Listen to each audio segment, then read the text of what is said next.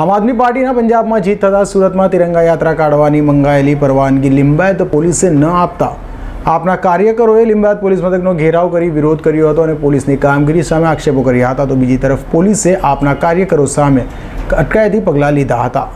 આમ આદમી પાર્ટીની પંજાબમાં ભવ્ય જીત થઈ છે અને દિલ્હી બાદ હવે પંજાબમાં આપનું સરકાર છે। ત્યારે પંજાબની જીતની ખુશીમાં સુરતમાં આમ આદમી પાર્ટી આપ દ્વારા એક તિરંગા યાત્રાનું આયોજન કરાયું હતું। જોકે પોલીસ દ્વારા ટ્રાફિકની સમસ્યાને આગળ ધરી રેલીની પરવાનગી આપી ન હતી, જેને લઈને આપના નેતાઓ અને કાર્યકરોમાં પોલીસની કામગીરી સામે રોષ જોવા મળ્યો હતો અને સત્તાધારી પાર્ટીના ઇશારે પોલીસ કામ કરતી હોવાનો આક્ષેપો કરી લીંબાયત પોલીસ મથકના આપના કાર્યકરોએ ઘેરાવ કર્યો હતો। હું ધર્મેશ ભંડેરી, વિપક્ષ પ્રતિનિધિ, સુરત મહાનગરપાલિકા, આમ આદમી પાર્ટી, સુરત શહેર।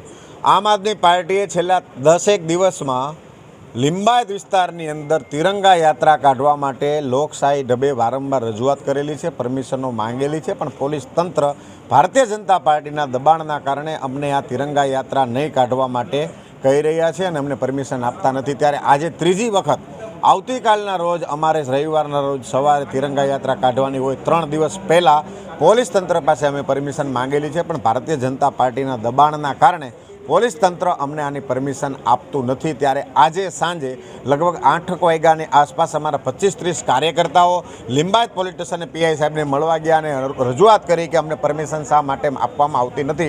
ત્યારે પોલીસ ઇન્સ્પેક્ટર સાહેબ શ્રી ગુસ્સે થઈ ગયા અને એને એમ થયું કે હવે મારે આનું શું કરવું, અને અમારા કાર્યકર્તાઓ ઉપર એમણે લાઠીચાર્જ કરેલો છે। એ જે કાર્યકર્તાઓને વાગેલું છે એ કાર્યકર્તાઓ હાલમાં સિવિલ હોસ્પિટલમાં પોતાનો મેડિકલ રિપોર્ટ કરાવવા માટે ગયા છે।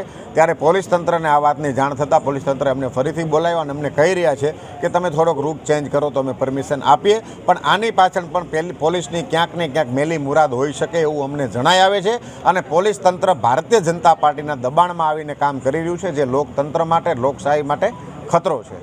આપની તિરંગા યાત્રાને લિંબાયત પોલીસે પરવાનગી ન આપી હોય અને લિંબાયતમાં ભારતીય જનતા પાર્ટીના કાર્યક્રમમાં મોટી સંખ્યામાં ભીડ ઉમટી પડતી હોય, જેને લઈને પોલીસ પક્ષપાત વલણ અપનાવતી હોવાનો પણ આક્ષેપ કરાયો હતો। તો લિંબાયત પોલીસે પોલીસ મથકનો ઘેરાવ કરનાર આપના કાર્યકરો વિરુદ્ધ ગુનો નોંધી અટકાયત કરી હતી। અઝર કુર્સી સાથે હર્ષદ સેટા।